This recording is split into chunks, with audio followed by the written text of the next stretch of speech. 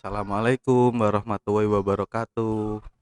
Perkenalkan, nama saya Ahmad Didik Darmadi dengan nomor NIM 431201100067.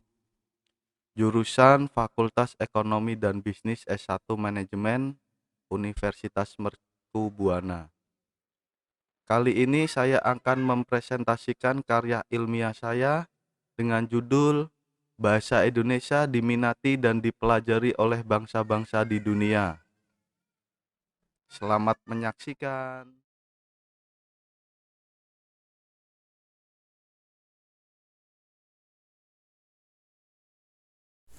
Latar belakang. Indonesia merupakan negara yang besar dengan potensi sumber daya alam dan sumber daya manusianya. Hal ini merupakan salah satu faktor pendukung negara di dunia untuk melakukan hubungan kerjasama dengan Indonesia. Agar kerjasama dapat terjalin dengan harmonis dan berlangsung dalam jangka waktu yang lama, maka tiap dari negara yang sedang bekerja sama itu perlu mengenal budaya dari masing-masing negara yang bersangkutan. Salah satu contohnya adalah bahasa. Hal ini didukung oleh semua pihak dalam penginternasionalan bahasa Indonesia yang mulai diminatinya oleh beberapa warga asing. Ada lebih dari 40 negara di dunia ini yang sedang mempelajari bahasa Indonesia. Banyak warga asing yang belajar dan menuntut ilmu di Indonesia untuk mengambil program pendidikan bahasa dan sastra Indonesia. Orang asing yang belajar bahasa Indonesia dapat dengan mudah dan cepat menghafal kosakata tertentu. Saat ini Indonesia merupakan negara berkembang yang dipandang sebagai negara ekonomi baru. Hal ini menjadi nilai tambah sendiri sehingga para investor asing tidak segan untuk berinvestasi di Indonesia. Untuk memperlancar proses kerjasama tersebut beserta kelanjutannya, mau tidak mau adalah suatu kewajiban untuk mereka mempelajari bahasa Indonesia. Rumusan masalah. 1. Sejarah bahasa Indonesia. 2. Fungsi bahasa Indonesia. 3. Peran bahasa Indonesia. 4. Kedudukan bahasa Indonesia. 5. Alasan orang asing belajar bahasa Indonesia. Tujuan dalam mempelajari bahasa Indonesia dan mempraktekkan bahasa Indonesia yang baik dan benar dalam kehidupan sehari-hari dan seterusnya, kita tidak melupakan sejarah bangsa Indonesia dalam menjunjung tinggi persatuan dan kesatuan bahasa Indonesia yang banyak dipelajari dan diminati oleh bangsa-bangsa di dunia. Manfaat. Bahasa memiliki peran sentral dalam perkembangan intelektual, sosial, dan emosional peserta didik dan merupakan penunjang keberhasilan dalam mempelajari semua bidang studi. Pembelajaran bahasa diharapkan membantu peserta didik mengenal dirinya, budayanya, dan budaya orang lain, mengemukakan gagasan dan perasaan, berpartisipasi dalam masyarakat yang menggunakan bahasa tersebut, dan menemukan serta menggunakan kemampuan analitis dan imaginatif yang ada di dalam dirinya. Pembelajaran bahasa Indonesia diarahkan untuk meningkatkan kemampuan peserta didik untuk berkomunikasi dalam bahasa Indonesia dengan baik dan benar, baik secara lisan maupun tulis, serta menumbuhkan apresiasi terhadap hasil karya kesastraan manusia Indonesia. 1. Sejarah bahasa Indonesia. Suku-suku di Indonesia memiliki bahasa masing-masing yang khas. Ketika berbagai suku tersebut saling berinteraksi sebagai warga negara Indonesia, bahasa Indonesia digunakan sebagai sarana berkomunikasi. Bahasa Indonesia adalah bahasa nasional yang digunakan oleh warga negara Indonesia. Dilansir situs Kementerian Pendidikan dan Kebudayaan, awal mula sejarah bahasa Indonesia yakni bahasa Indonesia lahir pada tanggal 28 Oktober 1928. Pada saat itu para pemuda dari berbagai pelosok Nusantara berkumpul dalam suatu rapat dan berikrar. 1. Bertumpah darah yang satu, tanah Indonesia. 2. Berbangsa yang satu, bangsa Indonesia. 3. Menjunjung bahasa persatuan dan bahasa Indonesia. Ikrar Para Pemuda ini dikenal dengan nama Sumpah Pemuda. Unsur yang ketiga dari Sumpah Pemuda merupakan pernyataan tekad bahwa bangsa Indonesia merupakan bahasa persatuan bangsa Indonesia. Pada tahun 1928 itulah bahasa Indonesia dikukuhkan kedudukannya sebagai bahasa nasional. Nah, bahasa Indonesia lalu dinyatakan kedudukannya sebagai bahasa negara pada tanggal 18 Agustus 1945. Karena pada saat itu Undang-Undang Dasar 1945 disahkan sebagai Undang-Undang Dasar Negara Republik Indonesia. Dalam Undang-Undang Dasar 1945, pasal 36 disebutkan bahwa bahasa negara ialah bahasa Indonesia. Lalu dari mana bahasa Indonesia berasal? Berdasarkan keputusan Kongres Bahasa Indonesia II tahun 1954 di Medan, antara lain menyatakan bahwa berdasarkan sejarah bahasa Indonesia mempunyai akar dari bahasa Melayu. Bahasa Indonesia tumbuh dan berkembang dari bahasa Melayu yang sudah dipergunakan sebagai bahasa penghubung, bukan hanya di Kepulauan Nusantara, melainkan hampir di seluruh Asia Tenggara. Bahasa Melayu mulai dipakai di kawasan Asia Tenggara sejak abad ke-7. Hal ini dibuktikan dengan ditemukannya prasasti Keduka Bukit Brangka tahun 683 Masehi di Palembang, Talang Tua Brangka tahun 684 Masehi Palembang, Kota Kapur Brangka tahun 686 Masehi Bangka Barat, dan Karang Brahi Brangka tahun 688 Masehi Jambi. Prasasti itu bertuliskan huruf Pranagari berbahasa Melayu kuna. Bahasa Melayu kuno ini tidak hanya dipakai pada zaman Sriwijaya di Jawa Tengah, Ganda Suli, juga ditemukan prasasti Brangka tahun 832 Masehi, dan di Bogor ditemukan prasasti Brangka tahun 942 Masehi yang juga menggunakan bahasa Melayu kuna. Pada zaman Sriwijaya, bahasa Melayu dipakai sebagai bahasa kebudayaan, yaitu bahasa buku pelajaran agama Buddha. Bahasa Melayu juga dipakai sebagai bahasa penghubung antar suku di Nusantara dan bahasa perdagangan, baik perdagangan antar suku di Nusantara maupun para pedagang yang datang dari luar Nusantara. Informasi dari seorang ahli dari Cina, Ai Xing, yang belajar agama Buddha di Sriwijaya, antara lain menyatakan bahwa Sriwijaya adalah bahasa yang bernama Kunlun, yaitu dimaksud Kunlun adalah bahasa perhubungan di Kepulauan Nusantara, yaitu bahasa Melayu.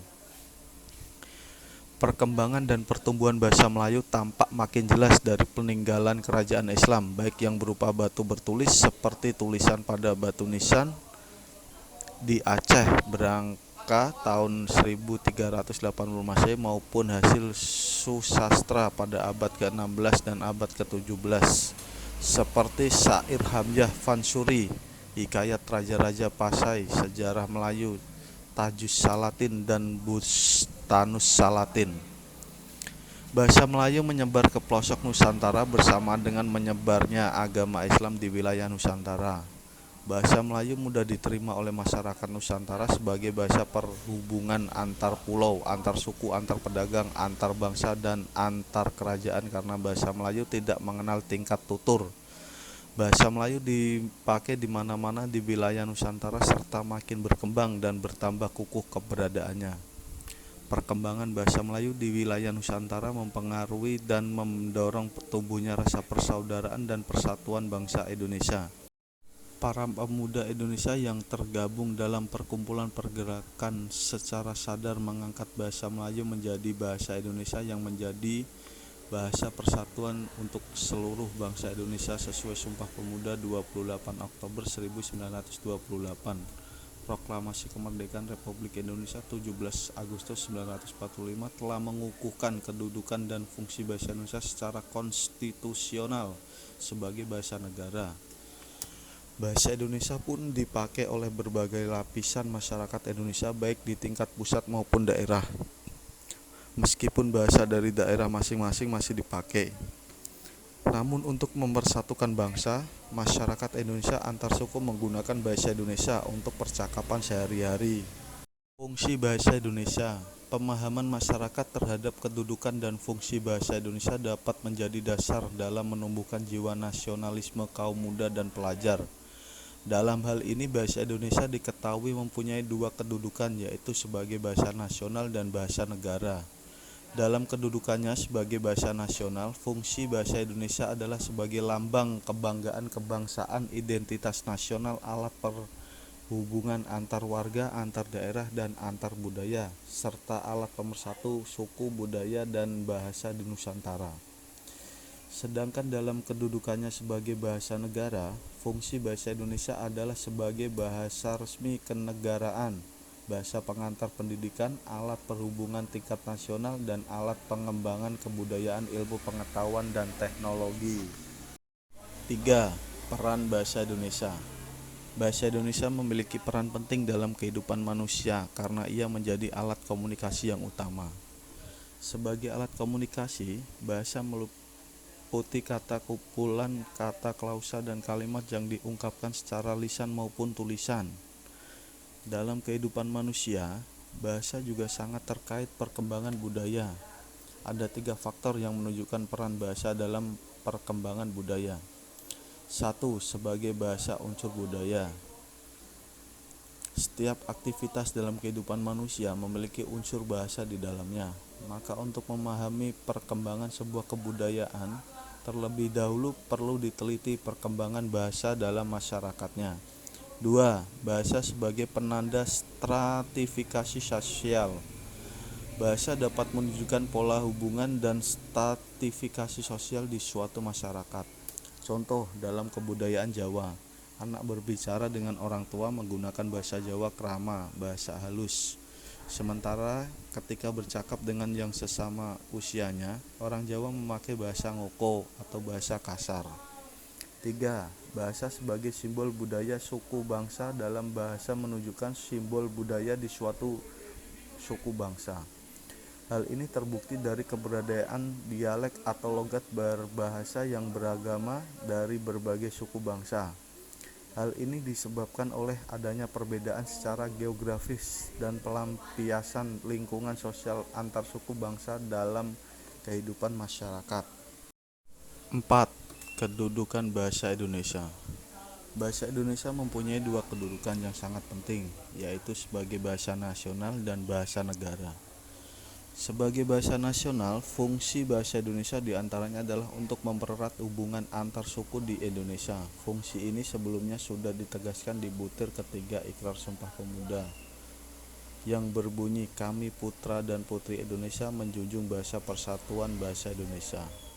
Kata menjunjung dalam KBBI antara lain berarti memuliakan, menghargai, dan menaati, atau nasihat, perintah, dan sebagainya. Ikrar ketiga dalam Sumpah Pemuda tersebut menegaskan bahwa para pemuda bertekad untuk memuliakan bahasa persatuan, yaitu bahasa Indonesia. Pernyataan itu tidak saja merupakan pengetahuan berbahasa satu, tetapi merupakan pernyataan tekad kebahasan yang menyatakan bahwa kita, bangsa Indonesia, menjunjung tinggi bahasa persatuan, yaitu bahasa Indonesia. Ini berarti pula bahasa Indonesia berkedudukan sebagai bahasa nasional yang kedudukannya berada di atas bahasa-bahasa daerah.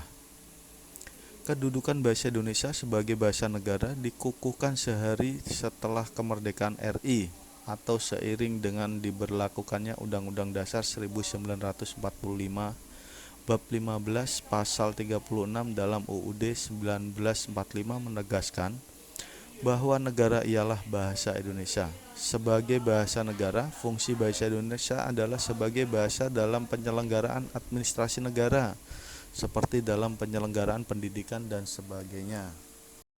5. Alasan orang asing belajar bahasa Indonesia.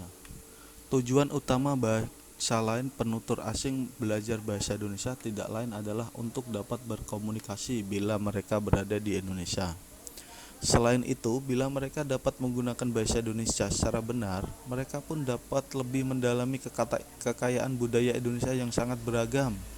Contohnya ketika orang asing menjadi pemandu wisata di negaranya masing-masing, Pemandu wisata juga sangat penting untuk para wisatawan yang sedang berlibur ke luar negeri. Contohnya saja, orang Indonesia yang sedang berlibur ke luar negeri. Mereka, para wisatawan, tidak begitu mengenal negara yang akan jadi tempat wisatanya. Maka dari itu mereka memilih menyewa pemandu wisata untuk menemani mereka dan berwisata. Contohnya lagi, memperlancar bisnis.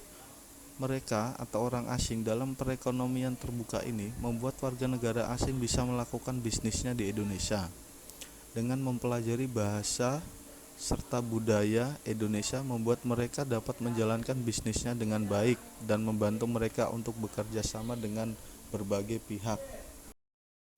Kesimpulan dan saran, sudah seharusnya kita sebagai generasi muda dan generasi penerus bangsa ini mau belajar kembali memperbaiki kesalahan dalam ejaan, tulisan, dan ucapan dalam berbahasa Indonesia yang baik dan benar. Marilah kita jangan malu kembali belajar bahasa Indonesia. Walaupun kita orang Indonesia, tetapi belum semuanya kita belum mengerti dengan bahasa Indonesia yang baik dan benar itu seperti apa, cara ejaannya, ucapannya, atau yang lainnya.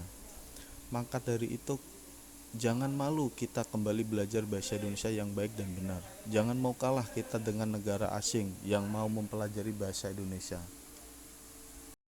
Sekian video presentasi ilmiah dari saya yang berjudul Bahasa Indonesia diminati dan dipelajari oleh bangsa-bangsa di dunia. Kurang lebihnya saya mohon maaf yang sebesar-besarnya.